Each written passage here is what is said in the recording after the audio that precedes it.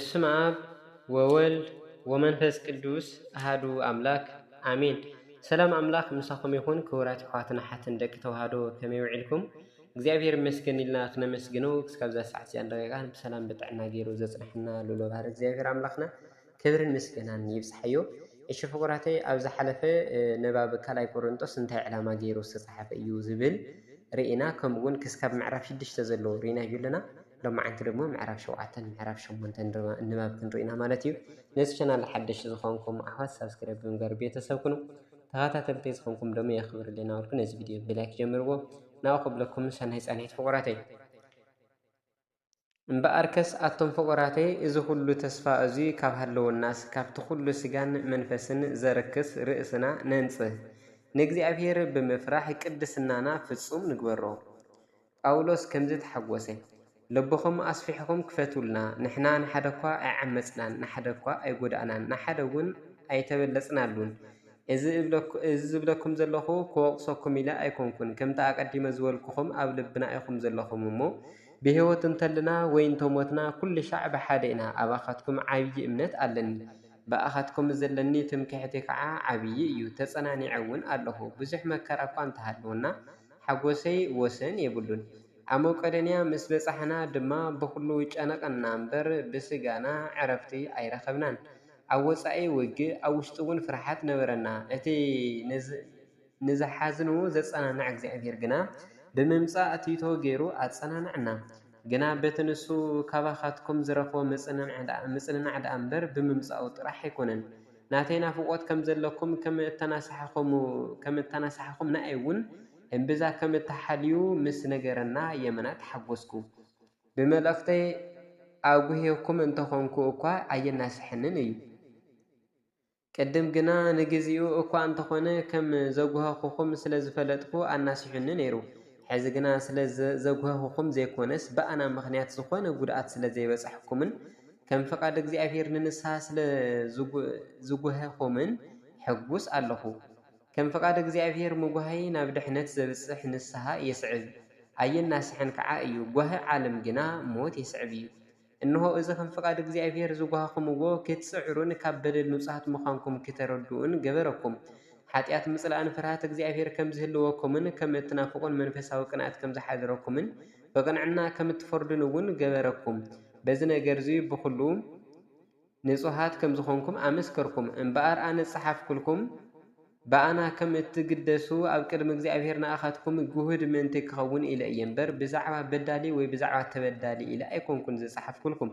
ስለዚ ድማ ተጸናናዕና። ኣብቲ ናትና ምጽናዕ ብተወሳኺ ቲቶ ብምሕጓሱን ንመንፈሱ ስለ ዘዕረፍኩምዎን ዝበለጸ ተሓጒስና ኣለና። ኣነ ከም ዝምክሐልኩም ነቲቶ ነጊረዮ ነይረ፣ ንስኻትኩም እውን ኣይሓፈርኩምንን። ከምቲ ኩሉ ንኣኻትኩም ዝነገርናኩም ሓቂ ከም ዝኾነ ብዛዕባኻትኩም ተመኪሕና ነቲቶ ዝነገርናዮ እውን ሓቂ ምዃኑ ተረጋጊጹ ኣለዉ። ከምዚ ተኣዘዝኩም እውን ብፍርሓትን ብራዕድን ከመይ ጌርኩም ከም ዝተቀበልኩም እውን እናዘከረ ኣባኻትኩም ዘለዎ ፍቕሪ እምብዛዕ ዓብዪ እዩ። ብኩሉ እተኣማመነልኩምን እየሞ ብኣኻትኩም ሕጉስ እየ ይብለና። ተወሳኺ ንባብ ካልኣይ ቆሮንጦስ ምዕራፍ 8 እንትንርኢ ድሞ ክርስትያናዊ ልግሲ ኢሉ እዩ ዝጀምር። ኣቶም ኣሕዋተይ ብዛዕባ እቲ ንነቢያት ክርስትያን መቄዶንያ ዝተዋሃበ ጸጋ እግዚኣብሔር ነፍልጠኩም ኣለና። ብብዙሕ መከራ ተፈቲኖም እዮም እንተኾነ ሕጉሳት ስለ ዝኾኑ የመና ድኻታት እኳ እንተኾኑ የመና ድማ ለጋሳት እዮም። ባዕላቶም ፈትዮም ከም ዓቕሞምን ኣረ ካብ ዓቕሞም ንላዕልን ከም ዝለገሱ እምስክረሎም እየ። ቅዱሳን ንምሕጋዝ ኣብ ዝግበር ኣገልግሎት ክሳተፉ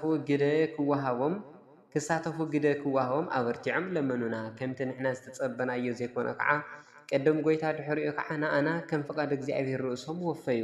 ስለዚ ከምቲ ኣቐዲሙ ጀሚርዎ ዝነበረ ነዚ ናይ ልግስናኹም ኣገልግሎት ኣብ ፍጻሜ ከብጽሖ ንቲቶ ለሚናዮ ኣለና። ከምቲ ብኩሉ ነገር ብእምነት በቃል ብፍልጠት ብኩሉ ትግሃት በታ ኣባና ዘላትኩም ፍቕሪ ብሉጻት ዝኾንኩም በዚ ናይ ልግሲ ሰናይ ስራሕ እውን ብሉጻት ኩኑ። እዚ ክብል እንተለኹ ምስ ናይ ካልኦት ትግሃት ብምንጽጻር ፍቕርኹም ሓቂ ከም ዝኾነ ተከረጋግጽ ኢለ እየ እምበር እእዝዘኩም ኣይኮንኩን ዘለኹ። ጸጋ ጎይታና ኢየሱስ ክርስቶስ ትፈልጡ ኢኹም። ንስኻትኩም በቲ ድኽነቱ ምእንቲ ክትህፍትሙ ሃብታም እንተሎ ምእንታኻትኩም ድኸ እዚ ይጠቅመኩም እዩ እሞ ብዛዕባ እዚ ነገር እዚ ዝምዕደኩም ብምሃብ ጥራሕ ዘይኮነስ ንምሃብ ብምሕሳብ እውን ቀዳሞት ዝነበርኩም ንስኻትኩም ኢኹም። ሕዚ ከዓ እቲ ዝነበረኩም ድልየት ምልኣት ምእንቲ ክረክብ ነቲ ሰናይ ምግባር ከም ዓቕሙኹም ጌርኩም ፈጽምዎ። ንምሃብ ድልየት እንተ ደኣ ሃልዩ እቲ ውህብቶ ቅብል እዩ። እንተኾነ ከም ዓቕሙ ደኣ እምበር ልዕሊ ዓቕሙ ክኸውን የብሉን። እዚ ከዓ ንኣቶም ክምችዎም ንኣኻትኩም ግና ክጽግመኩም ኢለ ዘይኮነስ ማዕርነት ምእንቲ ክህሉ ኢለ እየ። ከምቲ ጽሑፍ ብዙሕ ዝኣከበ ኣየትረፈን ውሕድ ዝኣከበ እውን ኣየጉደለን ዝብሎ ኣብዚ እዋን እዚ እቲ ተረፍኩም ነቲ ጎደሎኦም ክመልእ እቲ ተረፎም ከዓ ነቲ ጎደሎኹም ክመልእ እሞ ማዕረ ምእንቲ ክኸውን ኢለ እየ እዚ ዝብል ዘለኹ። ቲቶ ናብ ቆሮንጦስ ከም ዝተለኣኸ ነቲ ኣነ መንታኻትኩም ዘለና ሓልዮት ኣብ ልቢ ቲቶ ንዘሕደረ ኣምላኽ ኣመስግኖ ኣለኹ። ቲቶ ልመናይ ሰሚዑ ጥራሕ ዘይኮነስ ብናይ ባዕሉ ፍቓድ ብርቱዕ ድልየት ሃልይዎ እዩ ናባኻትኩም ዝመጽእ ዘሎ። ምስ እውን ነቲ ብኣገልግሎት ወንጌል ብኹላተን ኣብያተ ክርስቲያን ዝተንኣድሓው ንሰደልኩም ኣለና። ከምኡ እውን ንሱ ኣብቲ ንኽብር እግዚኣብሔርን ነቲ ዘለና ሓልዮትን ክነርኢ ኢልና ናይ ልግሲ ጸጋ ክነመሓድር ኣብ እንገብሮ ጉዕዞ ምሳና ክኸይድ ኣብያተ ክርስቲያን ዝሓረያኦ እዩ። ነዚ ናይ ልግሲ ኣገልግሎት ክነመሓድር እንተለና ከይንንቀፍ ንጥንቀቕ ኣለና። ዕላማና ኣብ ቅድሚ እግዚኣብሔር ጥራሕ ዘይኮነስ ኣብ ቅድሚ ሰብ እውን ሰናይ ንምግባር እዩ እሞ። ሕዚ እውን እንሆ እምብዛ ትጉህ ከም ዝኾነ ብዙሕ ግዜ በብዙሕ ነገር መርሚርና ዝፈለጥናዮ ሓደ ካልእ ሓው ምስኣቶም ንሰደልኩም ኣለና። ሕዚ እውን ኣባኻትኩም ዓብዪ እምነት ስለ ዘሕደረ ብዝበለፀ ይተግህ ኣለዉ። ብዛዕባ ቲቶ ዝጥይቕ እንተሃልዩ ከዓ ንሱ መሳርሕተይ ምሳይ ሓቢሩ እውን ንኣኻትኩም ዘገልግል እዩ። ብዛዕባ እቶም ኣሕዋትና ዝጥይቕ እንተሃልዩ ንሳቶም ንኽብሪ ክርስቶስ ልኡኻት ኣብያተ ክርስቲያን እዮም። እምበኣር ፍቅርኩም ነዚኣቶም ብምግላጽ ብዛዕባኻትኩም ዝተመካሕናዮ ሓቂ ከም ዝኾነ ኣብ ቅድሚ እተን ኣብያተ ክርስቲያናት ኣርእይዎም ይብለና። ተወሳኺ ንባብ ካልኣይ ቆሮንጦስ ምዕራፍ 9 ይቕጽል።